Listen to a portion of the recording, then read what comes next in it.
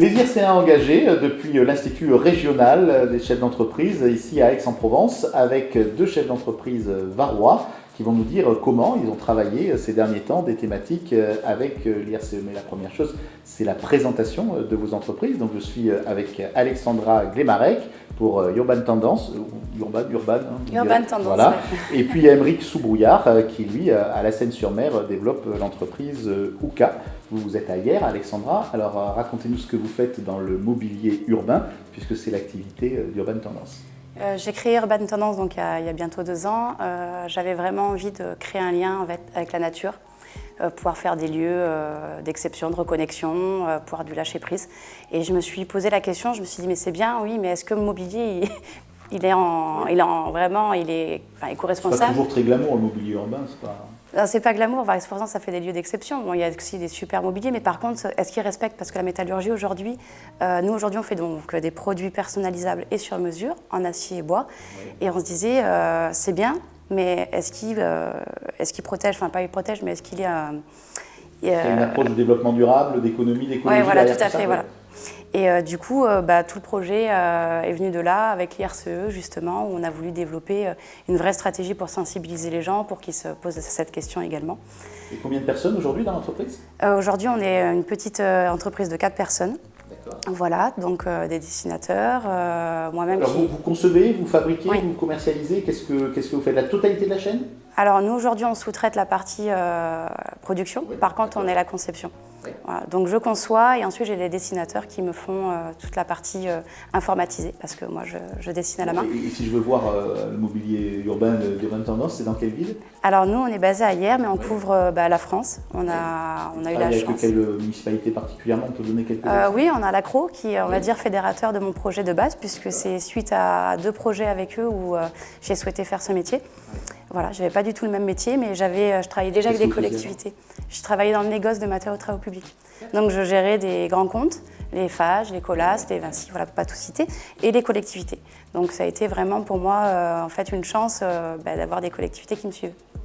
Et vous, Aymeric, donc vous êtes basé également dans le Var, donc on est du côté de la Seine-sur-Mer, et vous êtes sur le café. Vous n'êtes pas seul sur ce marché-là. Racontez-nous pourquoi je vais acheter du café Ouka plutôt qu'un autre. Effectivement, on n'est pas seul, et c'est tant mieux, il y a plein de petits torréfacteurs, puisqu'on est avant tout torréfacteur. Donc, c'est-à-dire qu'on importe du café vert et qu'on torréfie de façon artisanale à la Seine-sur-Mer. On est plus de 650 en France. La spécificité de Ouka, c'est le développement durable. C'est vraiment l'ADN du projet. On a voulu remettre l'humain et la planète au cœur de la chaîne de valeur du café, qui est parfois inégale. Et on s'est spécialisé sur l'entreprise, l'espace de pause café, puisque 7 cafés sur 10 sont bu en entreprise. Et donc on s'est dit, amenons du café d'excellence en entreprise et aidons les entreprises à être plus éco-responsables autour de leur pause café. Donc voilà, c'est vraiment ça le concept. Alors, moi, quand je pense au café, c'est pas forcément le produit qui me paraît le plus éco-responsable parce qu'on ne produit pas du café en France, donc il faut le faire venir. Donc il y a une problématique de transport déjà. Effectivement, il y a du fret, c'est une des problématiques. Après, c'est très optimisé puisqu'on est sur des porte-conteneurs qui transportent énormément de choses. Mais le gros de notre impact carbone, puisque c'est un des sujets qu'on a traité avec les RCE, c'est le transport, la logistique de mon café torréfié à la Seine-sur-Mer vers mon client final. Et c'est vraiment là-dessus qu'on a travaillé avec Clément, le cofondateur et maître torréfacteur, depuis le début. Donc là, on fait de la mobilité durable avec des vélos électriques, vélos cargo, oui. Mais on veut étendre notre offre d'impact carbone réduit. Et c'est vraiment ça qu'on a travaillé à l'IRC. Donc la logique un peu de ce qu'on appelle le dernier kilomètre, quelque part, même si c'est peut-être plus qu'un seul kilomètre, mais en tout cas avec ce système de vélo, puisque ce n'est pas des contenus trop importants, donc ça peut aller sur des sacoches de vélo. C'est ça, exactement. Et puis le café, c'est très bien, c'est un produit qui est sec, mais on a une vraie économie circulaire. On livre le café en grains, puisque chez nous, pas de plastique, pas d'emballage usage unique, on a une vraie solution zéro plastique, zéro déchet. Et donc le marc de café, qui est produit par la machine, on le récupère avec notre vélo et on le ramène chez nous pour le revaloriser. Donc on essaie vraiment d'avoir une dimension circulaire. Et là encore, l'IRCE nous a accompagnés dans cette réflexion et dans cette démarche. Et l'économie circulaire pour vous dans le mobilier urbain, oui, justement, le gros sujet, il est là puisqu'on a plein de chutes dans l'atelier. Oui. Donc on se demandait mais comment on allait faire avec ça et finalement on a proposé une offre de suite. Donc déjà, il y a le principe de réutiliser pour le mobilier du quotidien, les chutes. Il y a aussi le fait de développer une gamme de mobilier avec que du recyclé, que des chutes. Et ensuite, c'est aussi carrément proposer une offre sur la globalité du projet où quand on a de la découpe, on réutilise le négatif de la découpe et on vient le ressouder sur les autres pièces pour justement éviter un maximum de déchets. Ça, c'est le premier point. Et le deuxième point, c'est au niveau du bois recyclé, où là, on s'est mis en collaboration avec des menuisiers, parce qu'aujourd'hui, tous nos mobiliers, il y a du bois, quasiment, sauf le 100% métal. Et on s'est dit, bon, nous, on a des déchets. Est-ce que les autres ont ces mêmes problématiques? Donc oui. Et on s'est mis en lien avec eux. Ils nous proposent de récupérer leurs chutes de plus de 20 cm. On les ramène à l'atelier et nous, on les retravaille, on les redimensionne, on les traite et on met le bois recyclé du coup pour leur donner une seconde chance. Parfait. Alors vous connaissez parfaitement tous les deux vos process. Que vous a apporté l'IRCE? Qu'est-ce que vous êtes venu chercher dans des formations qui sont peut-être adaptées à cette problématique d'économie circulaire que vous défendez tous les deux? Alors moi, ça a été vraiment, je voulais vraiment mettre en place en fait à mon niveau verbaliser et surtout trouver des leviers concrets parce que j'avais plein d'idées et je ne savais pas comment les valoriser. Donc grâce à l'IRCE, on a mis en place une calculette de score carbone. Donc on est en capacité, en fonction du choix des matériaux qu'on utilise. Par exemple, demain, vous voulez un banc. Nous, on le propose par exemple en cortène. Vous voulez le faire, je ne sais pas, en métal. En fait, on peut proposer tous les types d'acier, sauf l'alu, puisque c'est le plus carboné. Donc aujourd'hui, j'ai décidé justement d'arrêter de le proposer et de proposer d'autres qui sont beaucoup moins carbonés.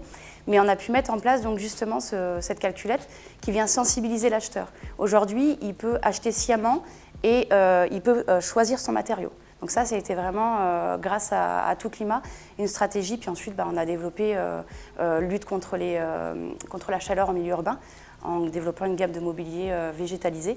Donc voilà, nous, on aime bien les plantes. C'est un peu mes sources d'inspiration, c'est le végétal.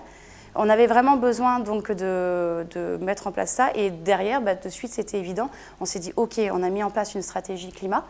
Bon, je ne vais pas tout développer parce qu'il y a plein d'autres choses. On va laisser Aymeric aussi s'exprimer. Hein, exactement. Voilà. On va lui en laisser un petit peu. Surtout qu'il a plein de choses à dire et c'est super sympa, et à son projet. Mais voilà, entreprise à mission pour justement rester sur le chemin et les mettre dans les statuts et s'engager jusqu'au bout.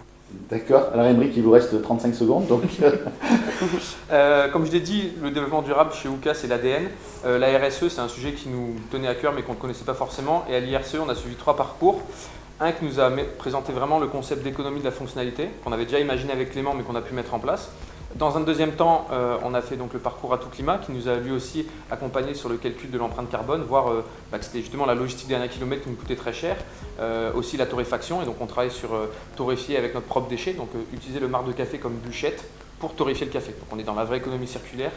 Et pareil, entreprise à mission, parce que c'est quelque chose qu'on veut inscrire dans nos statuts, et on veut inscrire, comme toi, si je ne dis pas de bêtises, la baisse de l'impact carbone dans nos statuts. Donc c'est vraiment quelque chose de fort, c'est un message, un signal qu'on envoie à nos partenaires, nos parties prenantes et aussi à notre équipe en interne pour fédérer autour d'un projet à bas carbone. C'est vraiment l'ADN de nos projets et de tous les IRCiens ici. Alors merci Alexandra, merci Aymeric. Comme vous avez vu, ce qui est intéressant aussi dans le parcours de ces deux chefs d'entreprise, c'est qu'ils se connaissent. Le but de ces réunions à l'IRCE, c'est de la formation, mais c'est aussi du réseau. Et puis le chef d'entreprise ne peut pas se débrouiller tout seul dans la vie, même s'il a l'impression qu'il doit rester dans son entreprise tout le temps. Il faut aussi qu'il ouvre un petit peu son horizon. Et c'est ce qu'on propose bien sûr ici à Aix-en-Provence, à l'Institut régional des chefs d'entreprise. Merci à tous les deux. Merci à vous. Merci.